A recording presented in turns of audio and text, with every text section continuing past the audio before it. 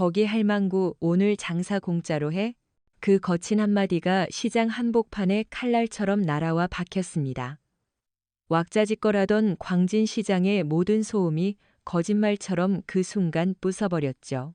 기름 끓는 소리, 손님을 부르는 목소리, 아이들 웃음소리까지 전부 다요. 마치 누군가 세상의 소리를 끄는 리모컨 버튼을 누른 것 같았습니다.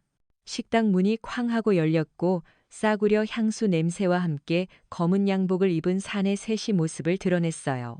맨 앞에 선 놈은 머리에 기름을 떡칠하고 껄렁한 미소를 짓고 있었죠. 조태구 이 시장 상인들에게는 저승사자와도 같은 이름이었습니다. 여러분은 지금 어디서 이 이야기를 보고 계신가요?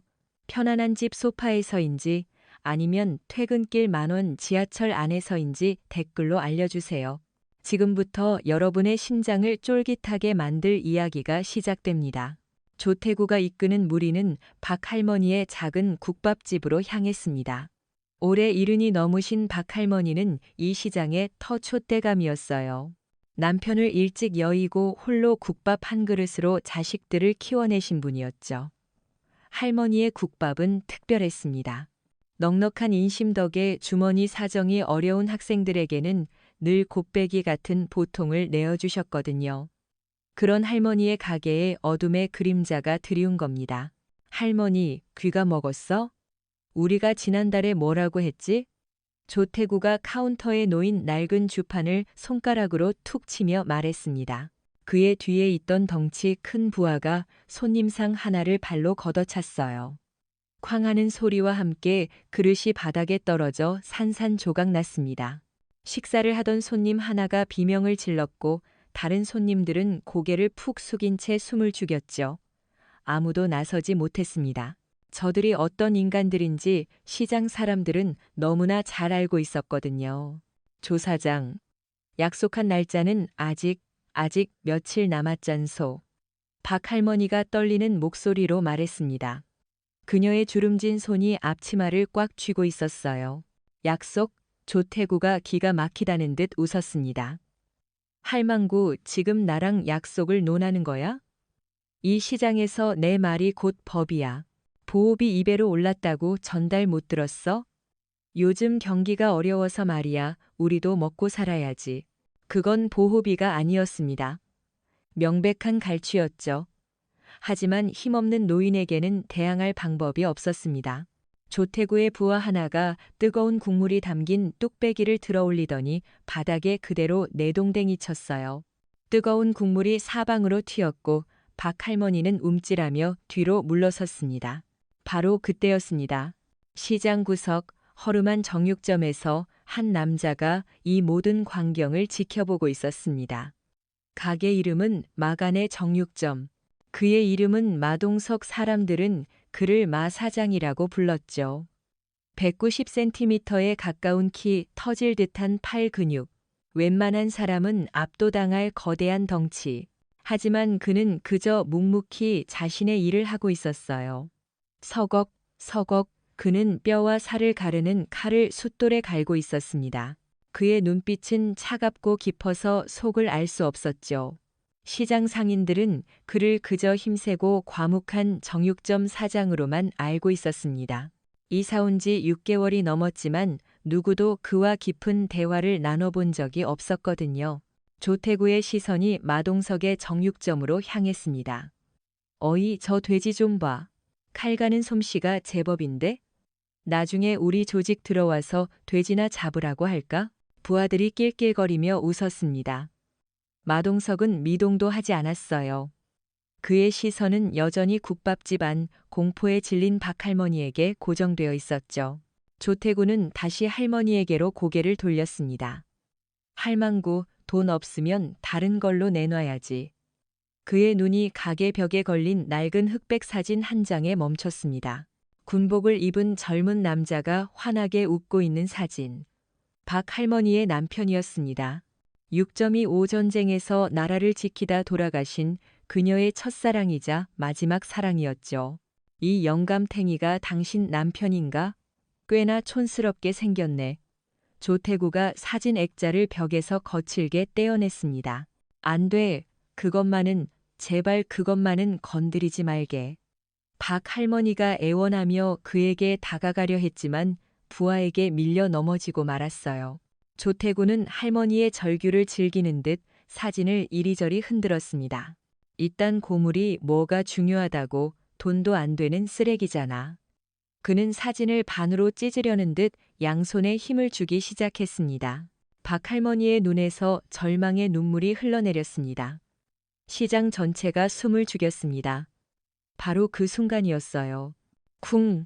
정육점에서 무언가 묵직하게 내려찍는 소리가 들렸습니다. 마동석이 갈던 칼을 도마 위에 깊숙이 박아 넣은 소리였죠. 서걱거리던 칼 가는 소리가 삼자, 시장의 모든 소음이 다시 한번 사라졌습니다. 마동석은 피 묻은 앞치마에 손을 쓱쓱 닦으며 자리에서 일어났어요. 그리고 육중한 몸을 이끌고 천천히, 아주 천천히 가게 밖으로 걸어 나왔습니다.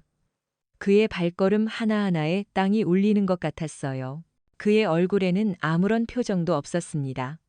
하지만 그 침묵이, 그 무표정이 세상 그 어떤 분노보다 더 무섭게 느껴졌죠. 조태구와 그 무리들은 비웃으며 그를 돌아봤습니다. 뭐야, 저 돼지가 드디어 화났나? 너도 한 대 맞고 싶어? 마동석은 대답하지 않았습니다. 그는 조태구의 손에 들린 낡은 사진 액자를 향해 걸어갔어요. 그의 시선은 오직 그 사진에만 고정되어 있었죠.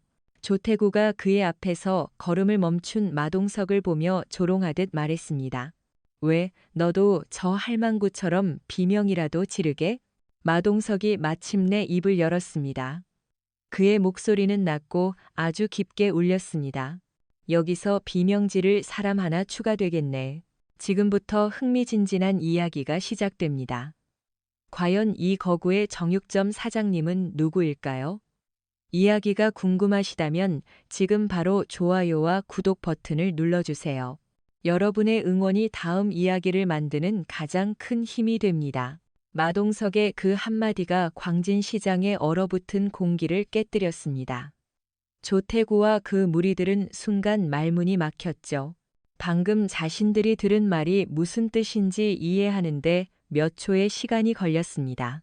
자신들을 향한 명백한, 그리고 조금의 두려움도 섞이지 않은 경고였으니까요.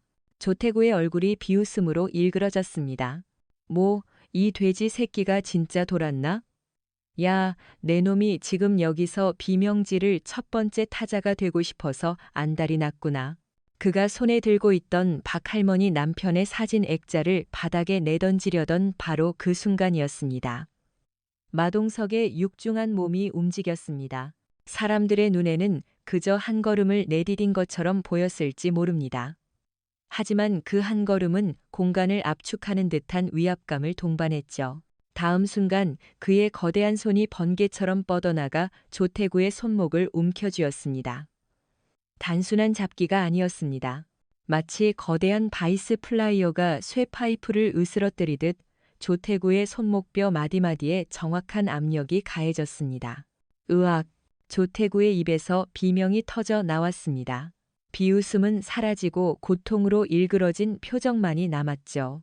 그의 손에서 힘이 풀리며 사진 액자가 떨어졌습니다. 하지만 액자가 바닥에 닿기 전 마동석의 다른 쪽 손이 부드럽게 그것을 받아냈습니다. 그는 소중한 보물을 다루듯 액자를 박 할머니에게 조심스럽게 건넸습니다. 할머니는 떨리는 손으로 액자를 받아들고는 눈물을 터뜨렸죠. 네, 이놈, 우리 형님 손목 안 놔? 뒤에 있던 덩치 큰 부하가 마동석의 등 뒤로 달려들며 주먹을 휘둘렀습니다. 하지만 마동석은 돌아보지도 않았어요. 그는 조태구의 손목을 잡은 채 그대로 그의 몸을 방패 삼아 옆으로 살짝 비틀었습니다. 달려들던 부하의 주먹은 그대로 조태구의 얼굴에 명중했습니다. 퍽하는 둔탁한 소리와 함께 조태구의 코에서 피가 터져 나왔죠. 거헉, 이 새끼가 형님을 때리면 어떡해. 남은 부하가 당황하며 소리쳤지만 마동석은 아랑곳하지 않았습니다. 그는 조태구의 몸을 가볍게 앞으로 밀어냈어요. 조태구는 중심을 잃고 비틀거리며 자신의 부하와 함께 바닥에 나뒹굴었습니다.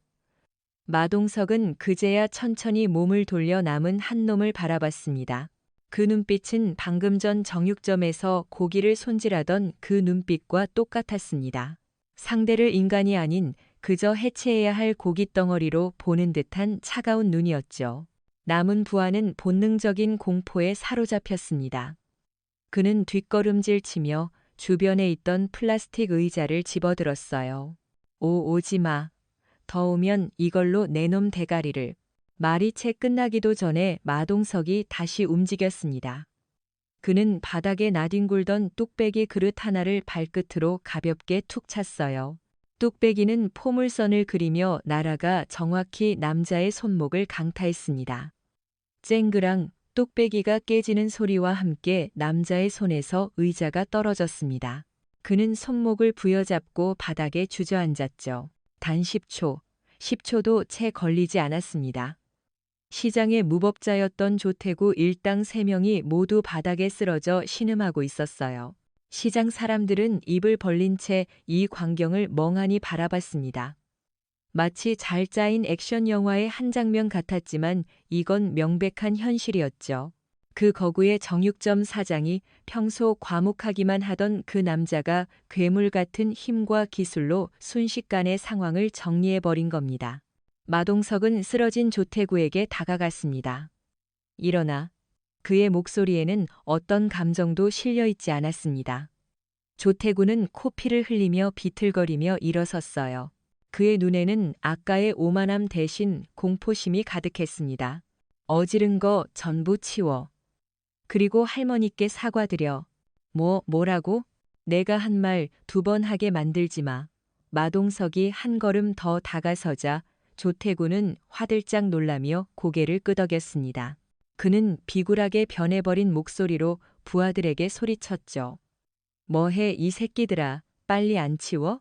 조태구 일당은 깨진 그릇 조각을 줍고 엎질러진 국물을 닦기 시작했습니다. 그 오만하던 모습은 온데간데 없었죠. 모든 정리가 끝나자 마동석은 조태구를 박할머니 앞으로 끌고 갔습니다. 무릎 꿇어. 네, 내가 왜? 마동석의 눈빛이 차갑게 변하자 조태구는 저항을 포기하고 힘없이 무릎을 꿇었습니다. 사과드려. 진심으로. 조태구는 떨리는 목소리로 겨우 입을 열었습니다. 할머니, 죄송합니다. 제가 다 잘못했습니다. 박할머니는 아무 말 없이 눈물만 닦아냈습니다. 바로 그때 시장 입구에서 경찰 순찰차 한 대가 멈춰섰습니다. 누군가 신고를 한 모양이었죠.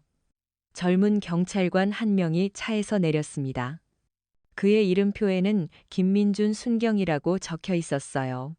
그는 이제 막 경찰학교를 졸업한 의욕 넘치는 신참이었습니다. 여기서 소란이 있었다는 신고가 들어왔는데요. 무슨 일입니까?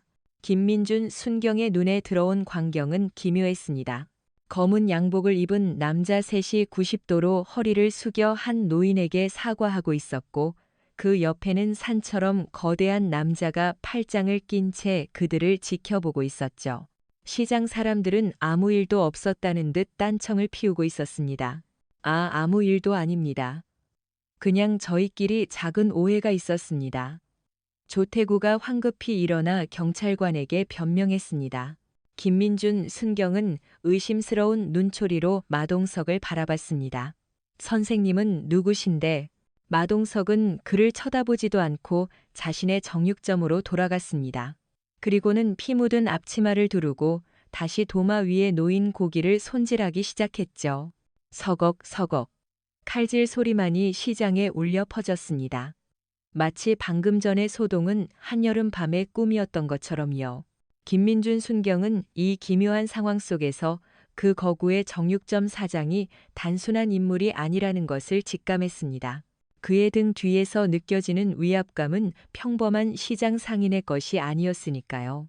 조태구는 부하들을 이끌고 비틀거리며 시장을 빠져나갔습니다. 그의 눈에는 굴욕감과 분노, 그리고 정체 모를 사내에 대한 공포가 뒤섞여 있었죠. 그는 차에 올라타자마자 어딘가로 전화를 걸었습니다. 형님, 접니다. 광진시장에서. 일이 좀 꼬였습니다. 돼지 새끼 같은 놈 하나가 나타나서 시장의 평화는 잠시 돌아온 듯 했습니다. 하지만 마동석이 썰어내는 고기의 단면처럼 사건의 이면에는 훨씬 더 어둡고 질긴 무언가가 꿈틀대고 있었습니다. 이것은 거대한 폭풍의 시작에 불과했죠. 조태구가 전화를 건 상대는 조직의 중간 관리자인 박철민이었습니다.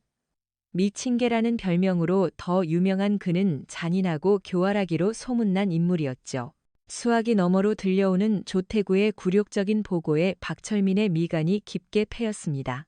그래서 정육점 돼지 새끼 하나한테 내 놈들 셋이 전부 무릎을 꿇었다 이 말이야? 형님, 그게 그놈이 보통이 아닙니다.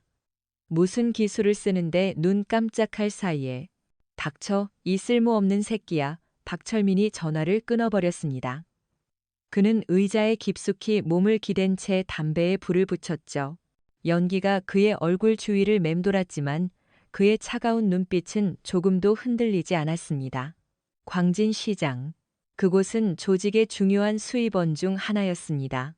그런데 감히 그곳에서 자신의 부하들을 건드린 놈이 나타났다? 박철민은 이것을 조직 전체에 대한 도전으로 받아들였습니다. 재밌는 놈이 나타났군. 직접 구경하러 가봐야겠어. 다음 날 오후 마동석은 여느 때와 같이 묵묵히 고기를 손질하고 있었습니다.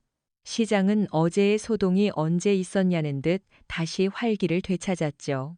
상인들은 마동석에게 감사 인사를 건네면서도 한편으로는 불안한 기색을 감추지 못했습니다. 그들이 두려워하는 것은 조태구가 아니라 그 뒤에 있는 더 큰 조직이었으니까요. 바로 그때였습니다. 시장 입구에 검은색 승합차 2대가 멈춰 섰습니다. 차문이 열리고 10명이 넘는 남자들이 쏟아져 나왔어요. 그들은 조태구의 무리와는 분위기부터 달랐습니다. 손에는 쇠파이프와 야구 방망이가 들려 있었고 그들의 눈빛에서는 노골적인 살기가 느껴졌죠. 맨 앞에서 그들을 이끄는 것은 박철민이었습니다. 그는 천천히 시장 안으로 걸어 들어오며 주변을 훑어봤습니다. 그의 시선이 마간의 정육점 간판에 멈췄습니다. 어떤 놈이 우리 막내를 건드렸는지 얼굴 좀 보자. 시장 사람들이 공포에 질려 길을 열었습니다. 박철민과 그 무리는 마동석의 정육점 앞에 멈춰 섰습니다. 마동석은 하던 일을 멈추고 천천히 고개를 들었습니다. 그의 시선이 박철민과 마주쳤죠. 두 사람 사이에는 보이지 않는 불꽃이 튀었습니다. 내 놈이 어제 우리 애들을 손봤다는 그 돼지 새끼냐? 박철민이 비웃으며 말했습니다. 마동석은 대답 대신 앞치마를 벗어 한쪽에 걸었습니다. 그리고는 정육점 안쪽으로 한 걸음 물러섰죠. 그 모습은 마치 링 위로 올라서는 권투 선수 같았습니다. 들어와. 다른 사람들한테 피해주지 말고. 그의 도발적인 한마디에 박철민의 얼굴이 굳어졌습니다.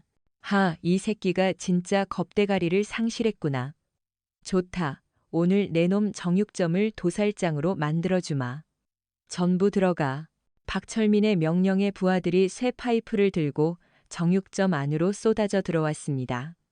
좁은 정육점 안은 순식간에 아수라장으로 변했죠. 하지만 마동석은 당황하지 않았습니다. 오히려 이곳은 그의 영역이었어요.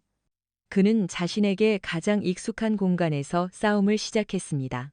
첫 번째로 달려든 놈이 쇠 파이프를 휘둘렀습니다.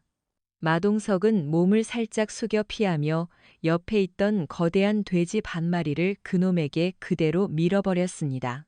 묵직한 고깃덩어리에 부딪힌 남자는 비명도 지르지 못하고 바닥에 쓰러졌죠.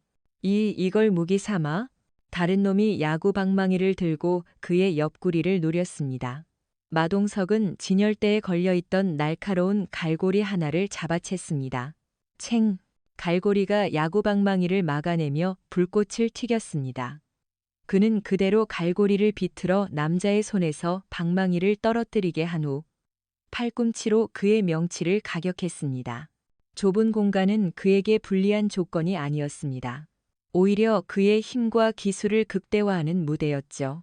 그는 거대한 몸집과는 어울리지 않는 민첩한 움직임으로 적들을 상대했습니다. 정육점의 모든 것이 그의 무기가 되었습니다. 그는 무거운 도마로 공격을 막아내고 미끄러운 바닥을 이용해 적을 넘어뜨렸으며 심지어는 냉동고 문을 이용해 달려드는 두 명을 동시에 가둬버리기까지 했습니다. 박철민은 가게 밖에서 이 믿을 수 없는 광경을 지켜봤습니다. 자신의 정예 부하들이 정육점 사장 하나에게 속수무책으로 당하고 있었어요. 이건 단순한 싸움이 아니었습니다. 일방적인 제압이었죠. 저 남자의 움직임은 길거리 싸움꾼의 것이 아니었습니다. 모든 동작이 간결하고 치명적이었어요. 상대의 힘을 역이용하고 최소한의 움직임으로 최대한의 효과를 내는 완벽하게 훈련된 전문가의 움직임이었습니다. 저놈 대체 뭐야? 어느새 정육점 안에는 서 있는 사람이 마동석 하나뿐이었습니다. 그의 부하들은 모두 바닥에 쓰러져 신음하고 있었죠. 마동석은 숨을 고르지도 않은 채 피와 고기 냄새가 진동하는 가게 문 앞에 섰습니다. 그의 시선이 가게 밖에 서 있는 박철민에게 향했습니다. 이제 내 차례야. 박철민은 자신도 모르게 뒷걸음질 쳤습니다. 미친 개라는 별명이 무색하게 그의 온몸이 공포로 떨리고 있었죠. 그는 간신히 입을 열었습니다. 너 대체 정체가 뭐야? 마동석이 그에게 천천히 다가갔습니다. 바로 그때 쓰러져 있던 부하 중 하나의 옷깃이 뒤집히며 목덜미 아래에 문신이 드러났습니다. 마동석의 눈이 그 문신에 멈췄습니다. 검은 뱀 한 마리가 자신의 꼬리를 물고 있는 기묘한 문양. 그 문신을 본 순간 마동석의 눈빛이 흔들렸습니다. 그의 뇌리 속에 잊고 있던 지우고 싶었던 과거의 기억이 섬광처럼 스쳐 지나갔습니다. 저 문신은 단순한 조폭의 상징이 아니었습니다. 그것은 과거 그가 쫓던 그리고 그의 동료를 앗아간 바로 그 조직의 표식이었습니다. 상황이 바뀌었습니다. 이것은 더 이상 단순한 시장의 평화를 지키기 위한 싸움이 아니었습니다. 그의 과거가 그가 도망쳐왔던 운명이 다시 그의 발목을 잡고 늘어지고 있었습니다. 마동석의 머릿속은 복잡하게 얽혔습니다. 꼬리를 문 검은 뱀 우로보로스.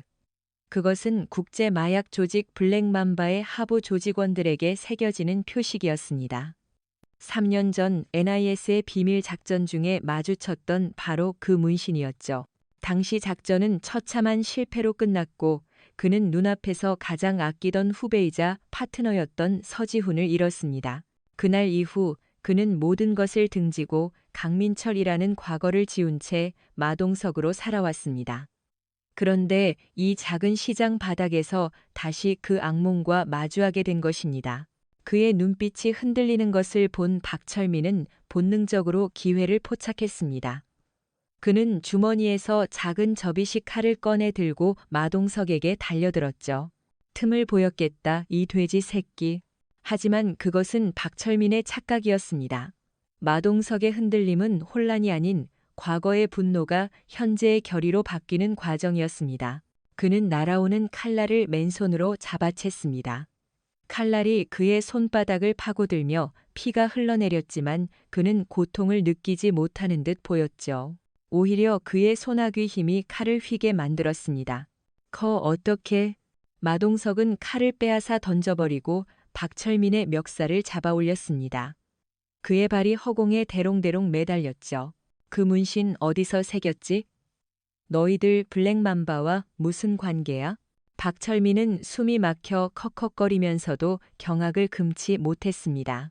블랙맘바라는 이름을 이 정육점 사장이 어떻게 아는 것인지 그의 머릿속은 하얗게 변했습니다. 네가 그걸 어떻게? 말해. 마동석의 목소리는 지옥에서 울려 퍼지는 듯 낮고 차가웠습니다.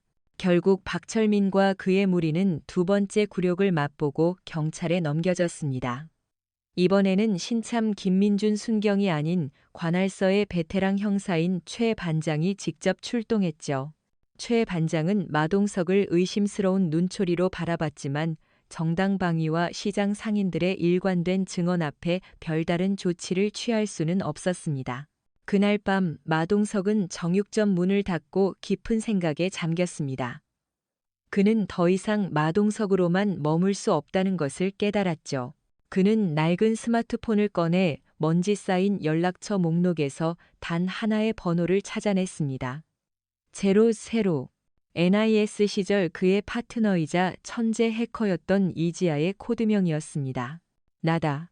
수화기 너머에서 잠시 정적이 흐르더니 익숙하면서도 놀라움이 섞인 목소리가 들려왔습니다. 선배, 정말 선배 맞아요? 3년 만이잖아요. 죽은 줄 알았는데. 살아있다. 부탁할 게 있어. 마동석은 그날 찍어둔 문신 사진을 이지아에게 전송했습니다. 그리고 조직 흑사파와 블랙맘바의 연관성을 조사해달라고 부탁했죠. 이지아는 그의 갑작스러운 연락에 당황하면서도 그의 목소리에 담긴 비장함을 느끼고는 군말 없이 요청을 받아들였습니다. 한편 박철민까지 당했다는 소식이 흑사파의 보스, 양 회장의 귀에 들어갔습니다. 양 회장은 고급스러운 펜트하우스에서 와인을 음미하며 보고를 듣고 있었죠. 그는 겉보기에는 세련된 사업가였지만 그 실체는 피도 눈물도 없는 범죄 조직의 수장이었습니다. 정육점 사장 하나에게 2번이나 당했다고? 그것도 박철민이가? 예, 회장님. 그놈이 보통 내기가 아닌 것 같습니다. 박철민 말로는 무슨 특수훈련이라도 받은 놈 같다고. 양 회장의 눈빛이 차갑게 빛났습니다. 그는 블랙맘바와의 거래를 통해 막대한 부를 축적하고 있었습니다. 신종 마약 크로노스의 국내 유통을 독점하며 세력을 키우고 있었죠. 광진 시장은 그 마약을 소규모로 유통하는 중요한 거점 중 하나였습니다. 그런데 그곳에서 정체 모를 방해꾼이 나타난 것입니다. 뒷조사는 해봤나? 해봤지만 6개월 전 시장에 나타난 게 전부입니다. 과거 기록이 깨끗합니다. 너무 깨끗해서 오히려 수상할 정도입니다. 양 회장은 와인잔을 내려놓았습니다. 쥐새끼 한 마리가 곳간 전체를 망칠 수도 있지. 전문가를 보내. 조용히 그리고 깨끗하게 처리해. 그의 명령은 곧 죽음을 의미했습니다. 양 회장이 말한 전문가는 단순한 조폭이 아니었습니다. 과거 북파 공작원 출신들로 구성된 돈만 주면 어떤 더러운 일이든 처리하는 해결사 팀이었죠. 다음 날 이지아에게서 연락이 왔습니다. 그녀의 목소리는 다급했습니다. 선배, 이거 보통 일이 아니에요. 흑사파는 블랙맘바의 한국 지부나 마찬가지였어요. 신종 마약 크로노스를 유통하고 있는데 이게 환각 효과가 엄청나서 중독되면 뇌에 영구적인 손상을 입힌대요. 그런데 더 큰 문제는 그 마약의 주요 소비층이 10대 청소년들이라는 거예요. 학교 주변에 값싸게 풀고 있어요. 나라의 미래를 통째로 갉아먹고 있는 거죠. 그리고 선배, 지금 당장 피해요. 흑사파가 해결사를 고용했어요. 코드명 섀도우, 전직 공작원 출신들인데 지금 선배 위치로 가고 있어요. 이지아의 경고가 끝나기가 무섭게 마동석은 등 뒤에서 서늘한 살기를 느꼈습니다. 해가 저문 시장의 어두운 골목, 그의 정육점 뒤편이었습니다. 3명의 남자가 소리 없이 그의 퇴로를 막고 서 있었죠. 그들의 움직임과 자세는 박철민의 무리와는 차원이 달랐습니다. 진짜 프로들이었습니다. 마동석의 싸움은 이제 새로운 국면으로 접어들었습니다. 이것은 더 이상 동네 건달들을 상대하는 수준이 아니었습니다. 국가를 좀먹는 거대한 범죄 조직, 그리고 그들이 보낸 최정의 암살자들과의 목숨을 건 사투가 시작된 것입니다. 그는 과연 혼자서 이들을 상대하고 3년 전 끝내지 못했던 악연을 끊어낼 수 있을까요? 어둠이 내린 시장 골목은 완벽한 사냥터였습니다. 섀도우의 리더는 마동석을 바라보며 나지막이 말했죠. 강민철, 오랜만이군. 마동석의 눈이 가늘어졌습니다. 자신의 옛 이름을 아는 자. 그는 NIS 시절의 데이터를 모두 뒤져 상대를 특정하려 애썼습니다. 하지만 기억에 없는 얼굴이었습니다. 누구지? 기억할 필요 없다. 어차피 오늘 죽을 테니. 말이 끝나자마자 3명의 암살자가 동시에 움직였습니다. 그들의 움직임은 이름처럼 그림자와 같았어요. 소리 없이 거리를 좁히며 각기 다른 방향에서 마동석을 공격했습니다. 한 명은 단검을 들고 하단을, 다른 한 명은 너클을 끼고 중단을, 그리고 리더는 와이어를 이용해 목을 노렸습니다. 완벽한 협공이었죠. 하지만 마동석, 아니 강민철은 NIS 최고의 현장 요원이었습니다. 수십 번의 실전을 겪으며 다져진 그의 감각은 짐승과도 같았죠. 그는 몸을 낮춰 단검을 피하는 동시에 발로 바닥에 자갈을 걷어차 너클을 낀 남자의 시야를 가렸습니다. 그리고 그 찰나의 순간 와이어를 향해 팔을 뻗어 막아냈습니다. 와이어가 그의 팔뚝을 파고들었지만 그는 뼈를 내주고 살을 취하는 전법을 택한 것입니다. 그는 와이어를 잡아당겨 리더를 끌어당기는 동시에 너클을 낀 남자의 복부를 팔꿈치로 가격했습니다.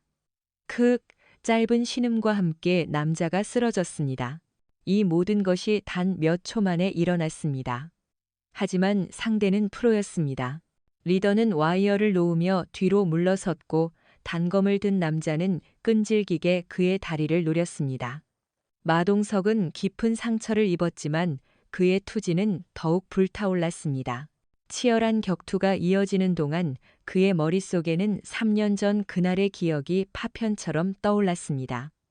마약 조직의 소굴이었던 패창고, 정보 유출로 인해 작전은 실패했고 그는 부상을 입은 후배 서지훈을 부축하며 필사적으로 탈출하고 있었습니다. 선배, 먼저 가십시오. 저는 틀렸습니다. 닥쳐, 같이 살아서 나가는 거야. 하지만 적들의 추격은 집요했습니다. 결국 막다른 길에 몰렸을 때 서지훈은 마지막 힘을 다해 그를 밀쳐냈습니다. 그리고 혼자 남아 수류탄의 안전핀을 뽑았죠. 선배, 제 목까지 살아주십시오. 쾅 하는 굉음과 함께 그의 세상 일부가 무너져 내렸습니다. 지훈아, 과거의 절규가 현재의 포효와 겹쳤습니다. 마동석은 고통을 분노로 바꾸어 마지막 남은 암살자에게 달려들었습니다. 그의 주먹은 더 이상 단순한 타격이 아니었습니다. 후회와 죄책감, 동료를 잃은 슬픔이 담긴 영혼을 부수는 일격이었죠. 결국 처절한 사투 끝에 그는 2명의 암살자를 제압하고 리더를 생포하는 데 성공했습니다. 마동석은 피를 흘리는 팔을 부여잡고 의식을 잃은 리더를 정육점 냉동 창고로 끌고 갔습니다. 차가운 냉기가 그의 뜨거워진 머리를 식혀주었죠. 그는 암살자의 뺨을 때려 의식을 되찾게 했습니다. 양 회장이 시켰나? 그의 본거지가 어디지? 리더는 피를 뱉어내며 비웃었습니다. 죽여라. 어차피 아무 말도 안 할 거니까. 그래? 난 사람보다 돼지를 더 잘 다루는데. 마동석은 옆에 걸려있던 날카로운 발골용 칼을 집어들었습니다. 이 칼로 뼈와 살을 분리하는 데는 10분도 안 걸려 물론 살아있는 상태에서도 가능하지. 그의 눈빛은 진심이었습니다. 공포는 죽음 그 자체가 아니라 죽음에 이르는 과정에서 온다는 것을 아는 자의 눈빛이었죠. 결국 암살자의 의지는 꺾였습니다. 그는 떨리는 목소리로 크로노스가 제조되는 비밀 장소에 대해 털어놓기 시작했습니다. 인천항 근처에 버려진 냉동창고, 그곳이 바로 독을 퍼뜨리는 심장부였습니다. 정보를 얻어낸 마동석은 고민에 빠졌습니다. 이 사실을 경찰에 알릴 것인가? 하지만 흑사파가 경찰 고위층과 유착되어 있다는 소문이 파다했습니다.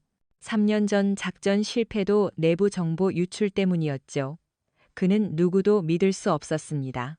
그는 다시 이지아에게 연락했습니다. 인천항 냉동창고. 그곳의 내부 구조와 경비 시스템에 대한 정보를 보내줘. 선배 설마 혼자 가려는 거예요? 거긴 흑사파의 본거지나 마찬가지예요. 미친 짓이에요. 미친 짓이어야만 성공할 수 있는 일도 있어. 그는 전화를 끊고 싸움을 준비하기 시작했습니다. 이것은 단순한 복수가 아니었습니다. 죽은 동료와의 약속을 지키기 위한, 그리고 더 이상 자신과 같은 비극이 반복되지 않도록 하기 위한 마지막 전쟁이었습니다. 그는 정육점에 무거운 철문을 내렸습니다. 마간의 정육점은 오늘 임시 휴업입니다. 어둠 속에서 그는 조용히 자신만의 무기를 챙기기 시작했습니다. 이것은 더 이상 정육점 사장 마동석의 싸움이 아니었습니다. 이것은 NIS의 전설적인 요원 강민철의 마지막 임무였습니다. 마동석이 마지막 임무를 준비하는 동안 또 다른 한 사람도 진실의 냄새를 맡고 있었습니다. 광진 경찰서의 신참 김민준 순경이었죠. 그는 조태구와 박철민 사건 파일을 검토하며 풀리지 않는 의문점에 사로잡혔습니다. 단순한 동네 건달들의 행패라고 보기에는 석연치 않은 구석이 너무 많았습니다. 특히 그들이 체포될 때 보였던 공포와 정육점 사장 마동석이라는 인물에 대한 기묘한 증언들이 그의 호기심을 자극했죠. 그놈은 괴물입니다. 사람이 아니에요. 취조실에서 박철민이 남긴 마지막 말이었습니다. 김민주는 마동석의 신원조회를 다시 요청했지만 돌아오는 답변은 열람 불가뿐이었습니다. 경찰 전산망에서조차 그의 과거는 굳게 잠겨 있었죠. 이것은 그가 국가적으로 중요한 인물이라는 명백한 증거였습니다. 대체 어떤 사람이기에 김민주는 포기하지 않았습니다. 그는 비번인 날에도 사복 차림으로 광진시장을 맴돌았습니다. 마동석의 정육점 주변을 탐문하며 그의 일과를 관찰했죠. 하지만 마동석의 삶은 지극히 평범했습니다. 새벽에 출근해 고기를 손질하고 저녁이면 묵묵히 가게 문을 닫는 전형적인 자영업자의 모습이었죠.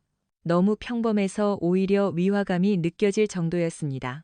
그러던 어느 날 그는 우연히 박 할머니와 대화를 나누게 되었습니다. 할머니는 마동석에 대해 이야기하며 눈시울을 붉혔습니다. 마 사장 참 무뚝뚝해 보여도 속이 깊은 사람이야. 그날 이후로 매일 아침 우리 가게에 들러서 무거운 짐도 들어주고 혹시 무슨 일 없는지 살펴주고 간다오. 김민주는 직감했습니다. 마동석은 결코 악인이 아니라는 것을. 오히려 그는 무언가로부터 이 시장 사람들을 지키려 하고 있었습니다. 그렇다면 그 무언가는 무엇일까? 그는 흑사파에 대한 조사를 더 깊이 파고들기 시작했습니다. 그는 경찰 내부망이 아닌 개인적인 경로를 통해 뒷조사를 했죠. 그러다 최근 관내 청소년들 사이에서 신종 마약이 유통되고 있다는 첩보를 입수하게 됩니다. 그리고 그 배후에 흑사파가 있다는 심증을 굳혔죠. 모든 조각들이 맞춰지기 시작했습니다. 흑사파 신종 마약, 그리고 정체불명의 수호자 마동석, 김민주는 이 모든 것의 연결고리가 인천항 근처에 있을 것이라고 추리했습니다. 그는 흑사파 조직원들의 통화 기록을 추적한 끝에 인천항에 버려진 냉동 창고 하나를 특정하는 데 성공합니다. 찾았다. 그는 이 사실을 자신의 사수인 최 반장에게 보고했습니다. 하지만 최 반장의 반응은 미지근했죠. 김순경, 너무 앞서가지 마. 증거도 불충분한데 섣불리 움직였다가 큰일 나. 그 사건은 그냥 잊어버려. 김민주는 실망했습니다. 하지만 동시에 의구심이 들었죠. 최 반장은 정의감 넘치는 베테랑 형사였습니다.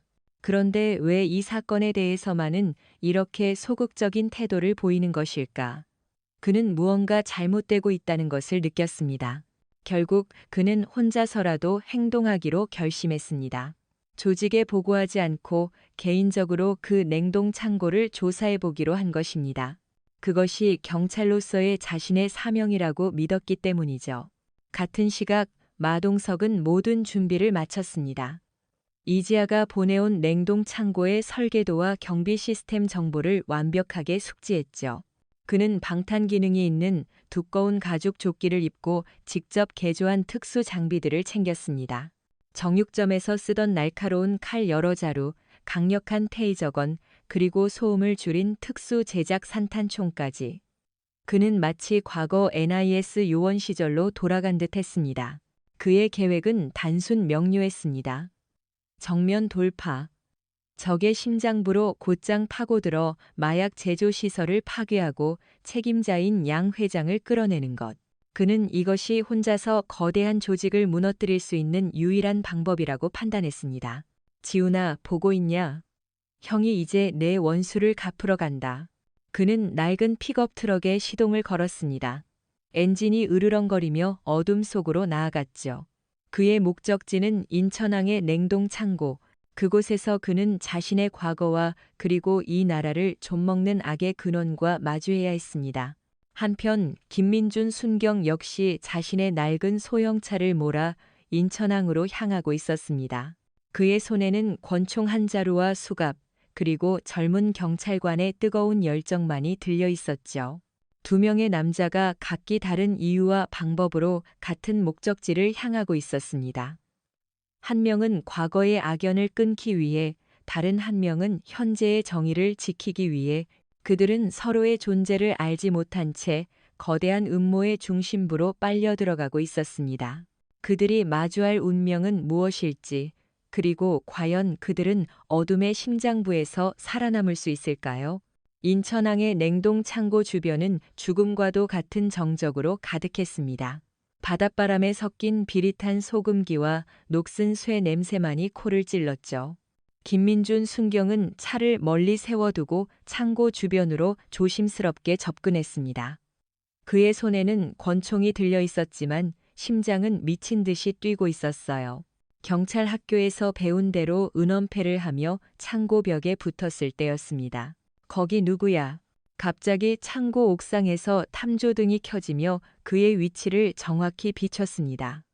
동시에 사방에서 검은 옷을 입은 남자들이 나타나 그를 포위했죠. 함정이었습니다. 그의 움직임은 이미 감시당하고 있었던 것입니다. 그는 저항하려 했지만 수적으로 절대적인 열세였습니다. 결국 그는 무장해제당하고 거칠게 창고 안으로 끌려 들어갔습니다. 창고 내부는 거대한 마약 제조 공장이었습니다. 기괴한 화학약품 냄새와 기계 돌아가는 소음이 가득했죠. 김민주는 그 규모에 경악했습니다. 이것은 단순한 범죄 조직의 수준을 넘어선 기업형 범죄 현장이었습니다. 어이구, 젊은 경찰 나리께서 여기까지 어쩐 일로 행차하셨을까? 사무실처럼 보이는 공간에서 한 남자가 걸어 나왔습니다. 바로 양 회장이었죠. 그는 김민준의 경찰 신분증을 보며 혀를 찼습니다. 요즘 경찰들은 겁도 없네. 혼자서 호랑이 굴에 뛰어들고 말이야. 내 놈들 전부 체포하겠어. 김민준이 소리쳤지만 양 회장은 비웃기만 했습니다. 체포? 넌 여기서 살아서 못 나가.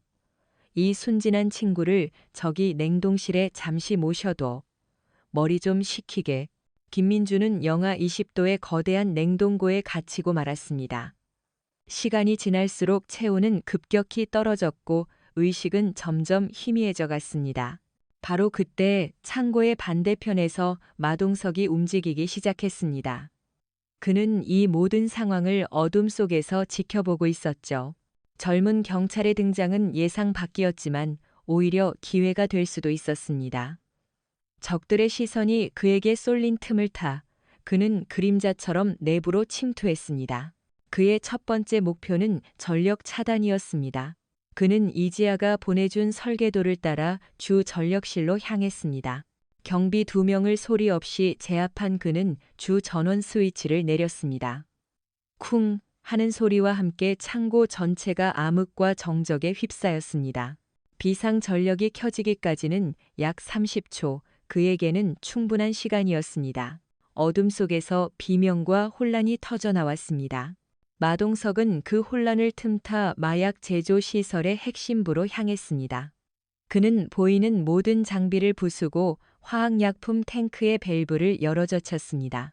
비상 전력이 켜졌을 때 공장의 절반은 이미 아수라장이 되어 있었습니다. 뭐야, 무슨 일이야?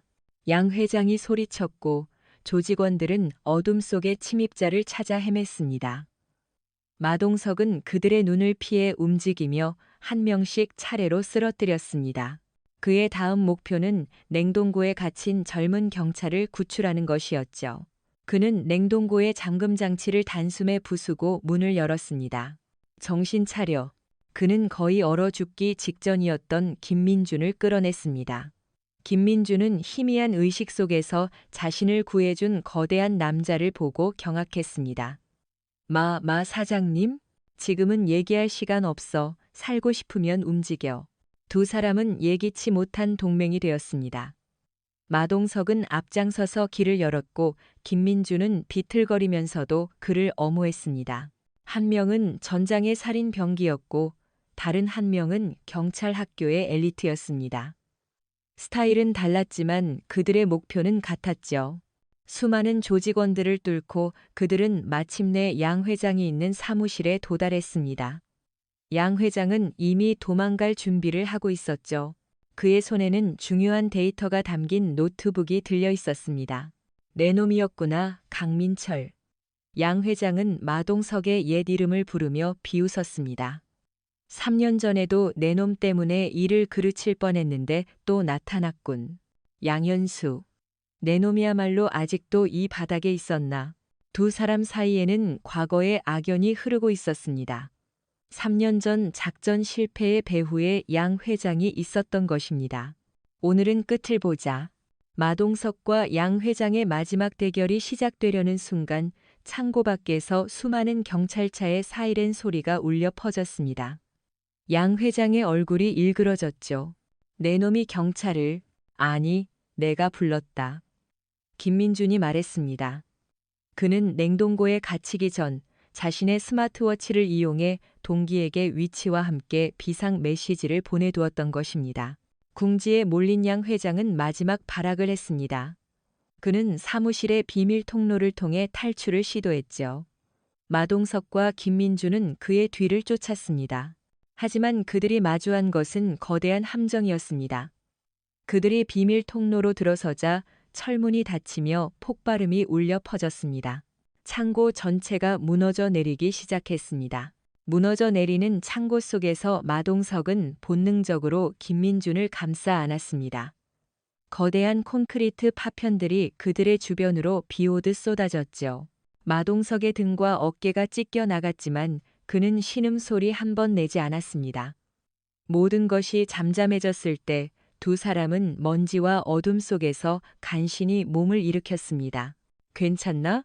네, 덕분에요. 하지만 김민주는 마동석의 등에서 흐르는 피를 보고 말을 잇지 못했습니다.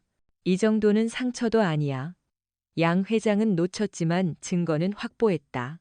마동석은 양 회장이 도망치면서 떨어뜨린 노트북을 집어들었습니다. 그 안에는 크로노스의 거래 내역과 유통망, 그리고 그들과 결탁한 부패한 인물들의 명단이 들어있을 것이 분명했습니다. 이걸 어떻게 하죠? 경찰 내부에도 첩자가 있는 것 같은데. 김민준이 불안한 목소리로 말했습니다. 마동석은 잠시 생각에 잠겼습니다. 그는 누구도 믿을 수 없었지만 이 젊은 경찰의 눈빛만은 믿을 수 있었죠. 자네가 믿을 수 있는 사람이 있나?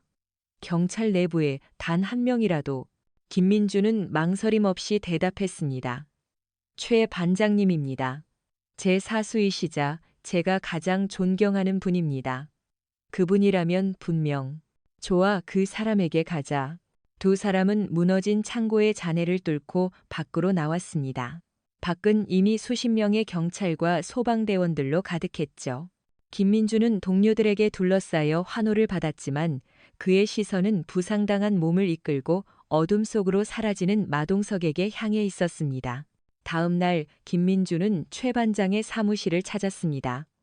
그는 밤새 노트북의 암호를 풀기 위해 애썼지만 실패했죠. 결국 그는 모든 것을 최 반장에게 맡기기로 결심했습니다. 반장님, 이게 흑사파와 관련된 모든 비리가 담긴 증거입니다. 최 반장은 심각한 표정으로 노트북을 받아들었습니다. 그는 김민준의 어깨를 두드리며 말했죠. 김순경 정말 큰일 했어. 혼자서 위험한 일을. 이제부턴 나한테 맡겨. 내가 알아서 처리할게. 김민준은 안도의 한숨을 내쉬었습니다. 역시 최 반장님이야. 그는 굳게 믿었죠. 하지만 그날 오후 김민준은 경찰서 내부에서 이상한 분위기를 감지했습니다. 자신을 영웅처럼 대하던 동료들이 그를 피하기 시작했고 알 수 없는 감시의 시선이 느껴졌습니다. 불안한 마음에 그는 마동석에게 연락을 시도했지만 그는 받지 않았습니다. 결국 그는 최 반장의 사무실로 다시 찾아갔습니다. 문틈으로 최 반장이 누군가와 통화하는 목소리가 새어나왔죠. 예, 회장님, 노트북은 확보했습니다. 암호 해독은 시간이 좀 걸릴 것 같습니다. 그 정육점 놈은 예, 처리하겠습니다. 김순경 놈도 곧 걱정 마십시오. 김민준의 온몸이 얼어붙었습니다. 최 반장. 자신이 가장 믿고 따르던 그가 바로 내부의 첩자, 양 회장의 사람이었던 것입니다. 모든 것이 설명되었습니다. 그가 왜 흑사파 수사에 소극적이었는지, 왜 자신을 말렸는지. 최 반장이 통화를 끊고 문을 열었을 때 그는 문 앞에 서 있는 김민준을 보고 표정이 굳어졌습니다. 너 언제부터 거기 있었어? 전부 들었습니다. 두 사람 사이에 차가운 정적이 흘렀습니다. 최 반장의 눈빛이 변했죠. 더 이상 인자한 선배의 눈이 아니었습니다. 그것은 먹잇감을 보는 포식자의 눈이었습니다. 똑똑한 줄 알았는데 너무 깊이 파고들었군. 넌 알지 말아야 할 것을 알아버렸어. 최 반장이 책상 서랍에서 권총을 꺼내 들었습니다. 미안하게 됐다, 김순경. 바로 그 순간 사무실의 창문이 깨지며 거대한 그림자가 안으로 뛰어들었습니다. 마동석이었습니다. 그는 최 반장의 배신을 예감하고 경찰서 주변을 감시하고 있었던 것입니다. 역시 내 놈이었군, 최광수. 마동석은 최 반장의 본명을 불렀습니다. 최 반장은 당황했지만 이내 총구를 마동석에게 겨눴습니다. 경찰서 전체에 경보음이 울려 퍼졌습니다. 순식간에 복도는 경찰들로 가득 찼죠. 하지만 그들 중 누가 적이고 누가 아군인지 알 수 없었습니다. 꼼짝 마, 내 놈들을 공무집행방해 및 경찰 폭행 혐의로 체포한다. 최 반장이 소리쳤습니다.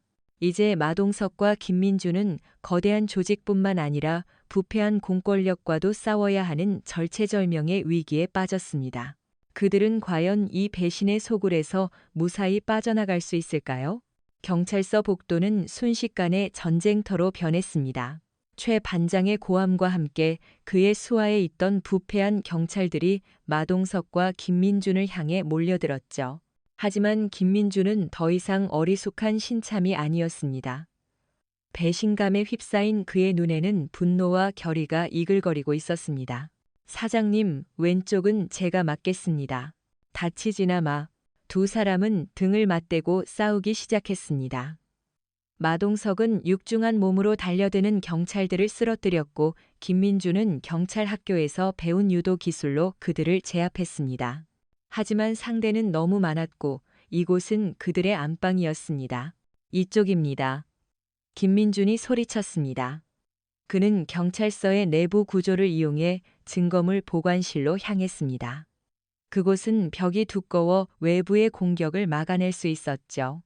두 사람은 간신히 증거물 보관실로 몸을 피하고 철문을 잠갔습니다. 쿵, 쿵. 밖에서 문을 부수려는 소리가 요란하게 들려왔습니다. 이제 어떡하죠? 우리는 완전히 고립됐습니다. 김민준이 절망적인 목소리로 말했습니다. 마동석은 부상당한 몸에도 불구하고 침착함을 잃지 않았습니다. 그는 주변을 둘러보며 탈출로를 찾았죠. 방법은 하나뿐이야. 이 판을 뒤집어야지. 어떻게 해요?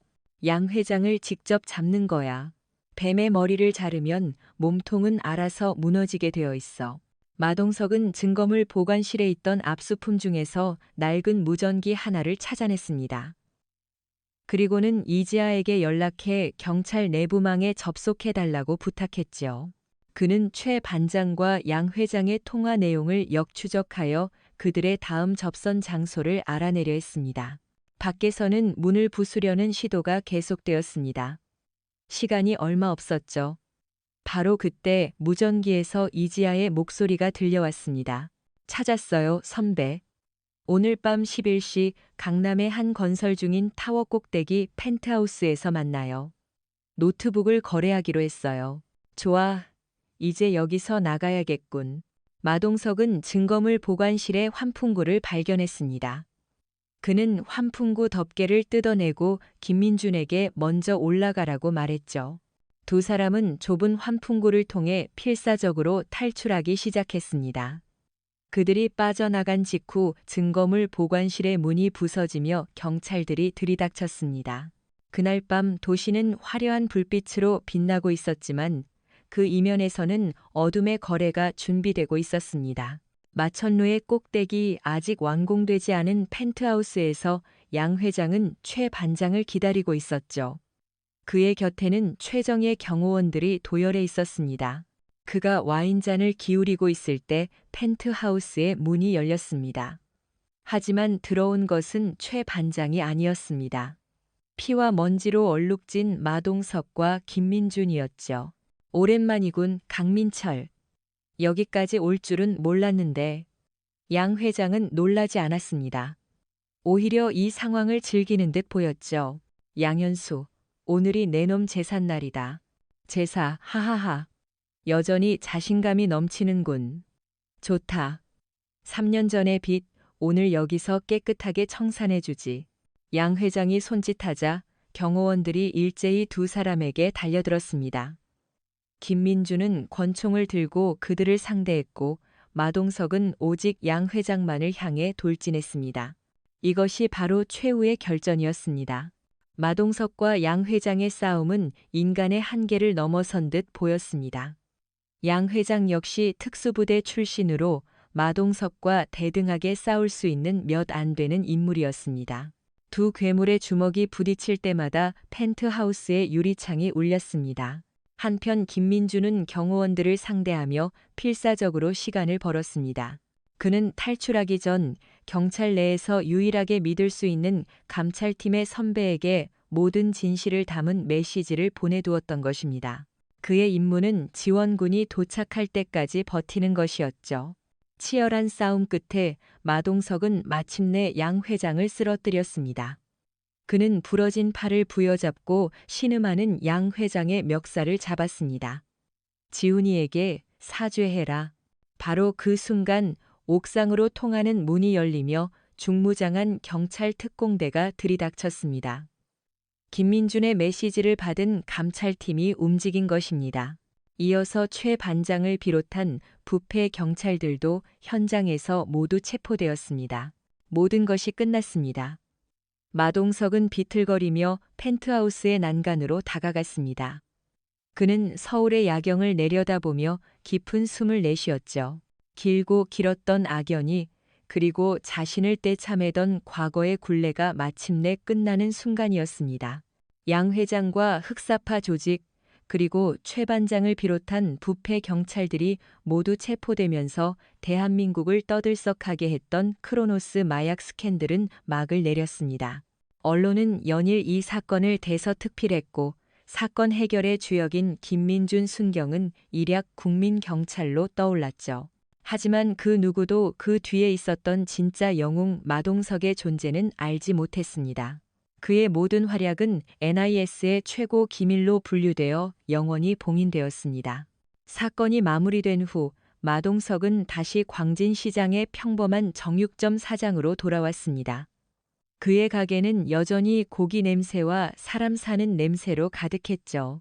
시장 사람들은 그가 겪었던 험난한 일들을 알지 못한 채 여전히 그를 힘세고 과묵한 마사장으로 대했습니다. 그리고 그는 그것으로 만족했습니다. 어느 맑은 오후 박 할머니가 그의 가게를 찾아왔습니다. 그녀의 손에는 따끈한 국밥 한 그릇이 들려 있었죠. 마 사장 밥은 먹고 일하는가? 늙은이가 해줄 건 없고 국밥이나 한 그릇 들게. 마동석은 묵묵히 국밥을 받아들었습니다. 따뜻한 온기가 그의 거친 손을 통해 마음까지 전해졌습니다. 그는 아무 말 없이 국밥을 먹기 시작했죠. 그 모습은 3년 전 죽은 후배 서지훈이 그토록 지키고 싶어 했던 그리고 자신이 목숨을 걸고 되찾은 평화 그 자체였습니다. 며칠 후 정복을 깔끔하게 차려입은 김민준 경위가 그를 찾아왔습니다. 그는 이번 사건의 공로를 인정받아 특별 승진을 했죠. 형님, 잘 지내셨습니까? 이제 그는 마동석을 사장님이 아닌 형님이라고 불렀습니다. 경찰 나리가 여긴 어쩐 일이야. 감사 인사를 드리러 왔습니다. 형님이 아니었다면 불가능했을 겁니다. 난 한 거 없어. 자네가 다 한 거지. 마동석은 여전히 무뚝뚝했습니다. 김민주는 멋쩍게 웃으며 작은 상자 하나를 내밀었습니다. 이게 뭔가? 아무것도 아닙니다. 그냥 제가 존경하는 분께 드리는 작은 선물입니다. 상자 안에는 고급 숫돌 세트가 들어 있었습니다. 마동석은 피식 웃음을 터뜨렸습니다. 그가 처음으로 보여준 환한 웃음이었습니다. 앞으로도 이 시장 잘 부탁드립니다. 저도 멀리서나마 형님을 돕겠습니다. 김민주는 경례를 붙이고 돌아섰습니다. 두 남자의 우정은 그렇게 조용히 시작되고 있었죠. 시간이 흘러 시장은 완전히 평화를 되찾았습니다. 조태구와 박철민이 사라진 자리는 새로운 젊은 상인들의 활기로 채워졌습니다. 박할머니의 국밥집은 그 어느 때보다 손님들로 붐볐고 마동석의 정육점은 여전히 시장의 든든한 중심을 지키고 있었습니다. 어느 날 저녁 가게 문을 닫으려던 마동석의 앞에 한 무리의 불량 학생들이 나타났습니다. 그들은 시장의 다른 가게에서 돈을 빼앗고 행패를 부리고 있었죠. 마동석은 그들을 잠시 바라봤습니다. 그리고는 묵묵히 앞치마를 벗었죠. 얘들아, 이리 와봐. 아저씨랑 할 얘기가 좀 있다. 그의 목소리는 낮고 조용했지만 그 안에 담긴 무게감은 시장 전체를 울리는 듯 했습니다. 그는 깨달았습니다. 악은 결코 완전히 사라지지 않는다는 것을, 그것은 형태를 바꾸어 계속해서 나타날 것입니다. 그리고 자신은 더 이상 과거로부터 도망치지 않을 것이라는 것을. 그는 더 이상 NIS 요원 강민철이 아니었습니다. 그는 광진시장의 정육점 사장 마동석이었습니다. 하지만 동시에 그는 이 도시의 어두운 구석에서 힘없는 사람들을 괴롭히는 악을 심판하는 보이지 않는 심판자였습니다. 그의 싸움은 끝난 것이 아니었습니다. 그것은 새로운 방식으로 다시 시작된 것입니다. 카메라는 천천히 그의 뒷모습을 비춥니다. 학생들을 향해 걸어가는 그의 넓은 등은 마치 거대한 산과도 같았습니다. 그 등 뒤로 저물어가는 노을이 붉게 타오르고 있었죠. 오늘도 그리고 내일도 그의 심판은 계속될 것입니다. 이 도시의 평화를 위해서. 이 이야기는 전설의 시작일 뿐이었습니다. 광진시장의 먼지 섞인 공기 속에서 펼쳐진 마동석 씨의 이야기가 막을 내렸습니다. 어쩌면 여러분의 심장은 아직도 그때의 긴장감으로 두근거리고 부당함에 맞서던 그의 육중한 주먹의 통쾌함을 느끼고 있을지도 모르겠습니다. 하지만 이 이야기는 단순히 악을 응징하는 한 남자의 활극으로 끝나지 않습니다. 그 거친 싸움의 이면에는 오늘을 살아가는 우리 모두가 가슴에 품고 되새겨야 할 삶의 중요한 가치들이 보석처럼 박혀 있습니다. 오늘 저는 그 보석들을 하나씩 꺼내어 여러분과 함께 그 의미를 나눠보고자 합니다. 이 이야기는 우리 사회의 어두운 단면을 보여주면서도 그 속에서 우리가 어떤 가치를 지켜야 하는지에 대한 깊은 교육적 메시지를 담고 있습니다. 우리가 이 이야기를 통해 얻어야 할 것은 단순한 대리 만족이 아니라 더 나은 내일을 만들어갈 지혜와 용기일 것입니다. 우리가 가장 먼저 마주하게 되는 것은 진정한 힘이란 무엇인가에 대한 근원적인 질문입니다. 이야기 속에서 흑사파 조직원들은 폭력이라는 힘을 휘두릅니다. 그들의 힘은 약자를 억압하고 공포를 조장하며 자신의 이익을 채우는 데 사용되죠. 그것은 파괴적이고 이기적인 힘입니다. 하지만 마동석 씨가 보여준 힘은 그 결이 완전히 다릅니다. 그의 압도적인 물리력은 그 자체로 목적이 되지 않습니다. 그의 힘은 언제나 더 약한 존재를 보호하고 짓밟힌 정의를 바로 세우기 위한 수단으로만 존재합니다. 그는 자신의 힘을 과시하지 않으며 필요 없는 폭력을 남발하지도 않습니다. 그의 모든 움직임은 불의를 멈추게 하는 최소한의, 그러나 가장 효과적인 방식으로 이루어집니다. 이는 우리 삶에도 그대로 적용됩니다. 우리 모두는 각자 다른 형태의 힘을 가지고 있습니다. 그것은 사회적 지위일 수도, 경제적 능력일 수도, 혹은 남보다 더 많이 가진 지식이나 정보일 수도 있습니다. 중요한 것은 그 힘을 어디에 어떻게 사용하느냐입니다. 나의 힘으로 다른 사람을 억누르고 나의 배를 불릴 것인가? 아니면 마동석 씨처럼 나의 힘으로 부당함에 신음하는 누군가의 방패가 되어줄 것인가? 이야기는 우리에게 묻습니다. 당신의 힘은 지금 어디를 향하고 있습니까? 진정한 강함은 누군가를 지배하는 것이 아니라 누군가를 지켜줄 수 있을 때 비로소 완성된다는 깊은 울림을 전해주고 있습니다. 이야기는 또한 우리 안의 용기에 대해 말합니다. 조태구 일당이 박 할머니의 국밥집에서 행패를 부릴 때 시장의 모든 사람들은 숨을 죽였습니다. 그들은 두려웠고 나서면 화를 입을 것이라 생각했죠. 우리 역시 일상에서 비슷한 상황을 마주하곤 합니다. 불의를 목격했을 때, 부당한 일을 당하는 사람을 보았을 때 우리는 선뜻 나서지 못하고 침묵하곤 합니다. 나 하나 나선다고 뭐가 달라지겠어라는 무력감과 괜히 엮였다가 나만 피곤해져라는 이기심이 우리의 발목을 잡기 때문입니다. 하지만 마동석 씨는 달랐습니다. 그는 계산하지 않았습니다. 그저 해야 할 일을 했을 뿐입니다. 그의 그 첫 번째 용기는 거대한 파문을 일으켰습니다. 그의 행동은 두려움에 떨던 시장 상인들에게 그리고 심지어 젊은 경찰 김민준에게까지 전염되었습니다. 한 사람의 용기가 다른 사람들의 잠들어 있던 양심을 깨우고 결국에는 거대한 악의 조직에 맞서는 공동체의 연대를 이끌어낸 것입니다. 이것이 우리에게 주는 교훈은 명확합니다. 세상을 바꾸는 것은 거창한 구호나 위대한 영웅 한 명이 아닙니다. 불의 앞에서 침묵하지 않는 한 사람의 작은 용기, 바로 그 첫걸음이 세상을 바꾸는 가장 위대한 시작이라는 것입니다. 우리 모두가 마동석 씨처럼 압도적인 힘을 가질 수는 없습니다. 하지만 우리 모두는 불의에 그건 옳지 않다고 말할 수 있는 용기를 가슴속에 품고 있습니다. 그 용기를 꺼내드는 순간 당신은 당신의 세상에서 가장 위대한 영웅이 될 수 있습니다.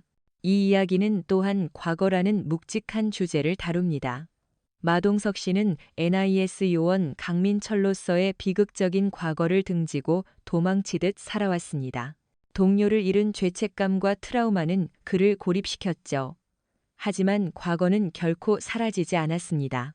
흑사파라는 형태로 그의 앞에 다시 나타나 그를 직면하게 만들었습니다.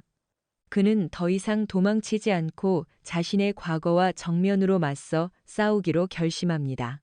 그리고 그 싸움의 끝에서 그는 비로소 과거의 상처를 치유하고 죽은 동료와의 약속을 지키며 진정한 자신을 되찾게 됩니다. 이것은 우리에게도 시사하는 바가 큽니다. 누구나 마음속에 지우고 싶은 과거의 상처나 실패의 기억을 안고 살아갑니다. 우리는 그것을 외면하고 잊으려 애쓰지만 그럴수록 과거는 우리를 더 끈질기게 붙잡습니다. 이야기는 말합니다. 과거를 극복하는 유일한 길은 그것을 회피하는 것이 아니라 정면으로 마주하고 통과해 나가는 것이라고. 물론 그 과정은 고통스러울 것입니다. 마동석 씨가 피를 흘리며 싸웠던 것처럼요. 하지만 그 고통의 끝에서 우리는 비로소 과거의 굴레에서 벗어나 더 단단하고 성숙한 자신으로 거듭날 수 있습니다. 더 나아가 이야기는 구원과 두 번째 기회의 가능성을 보여줍니다. 조태구나 박철민 같은 인물들은 처음에는 구제불능의 악인처럼 보입니다. 하지만 그들 역시 마동석이라는 거대한 벽 앞에서 자신들의 삶을 돌아볼 기회를 얻게 되죠. 이야기는 그들이 완전히 다른 사람으로 변화하는 과정을 직접적으로 보여주지는 않지만 그들 안에 변화의 씨앗이 심어졌음을 암시합니다.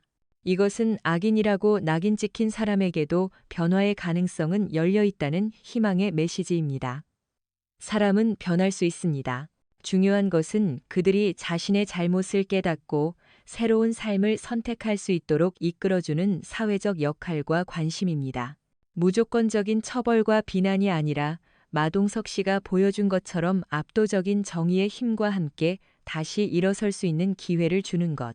그것이 더 건강한 사회를 만드는 길일지도 모릅니다. 제가 이 이야기를 통해 가장 깊이 느꼈던 부분은 바로 공동체의 힘입니다. 마동석 씨는 혼자서 싸움을 시작했지만 결코 혼자서 모든 것을 해결하지는 못했습니다.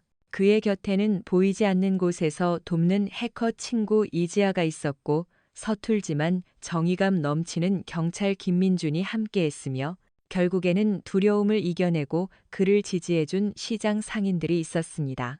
만약 그가 계속 혼자였다면 그는 그저 어둠 속에서 고독하게 싸우다 지쳐 쓰러졌을지도 모릅니다. 하지만 서로 다른 위치에 있는 사람들이 정의라는 하나의 목표 아래 연대했을 때 그들의 힘은 비로소 거대한 악의 카르텔을 무너뜨릴 수 있었습니다. 우리는 너무나도 개인화된 사회를 살아가고 있습니다. 내 옆집에 누가 사는지도 모른 채 나의 문제, 나의 고통에만 집중하며 살아가기 쉽습니다. 하지만 이 이야기는 우리에게 상기시킵니다. 우리는 결코 혼자가 아니라고. 나의 작은 관심이 이웃의 아픔을 덜어줄 수 있고 이웃의 작은 도움이 나의 위기를 극복하게 해줄 수 있다고. 박할머니의 따뜻한 국밥 한 그릇이 마동석 씨의 지친 마음을 위로했듯이 우리 역시 서로에게 그런 존재가 되어줄 수 있습니다. 우리가 서로의 손을 맞잡고 연대할 때 우리 동네, 우리 사회는 그 어떤 외부의 위협에도 흔들리지 않는 견고한 성이 될 것입니다. 제가 이 이야기를 구성하고 글을 쓰면서 가장 마음에 담아두었던 것은 평범함 속에 깃든 비범함이라는 가치였습니다.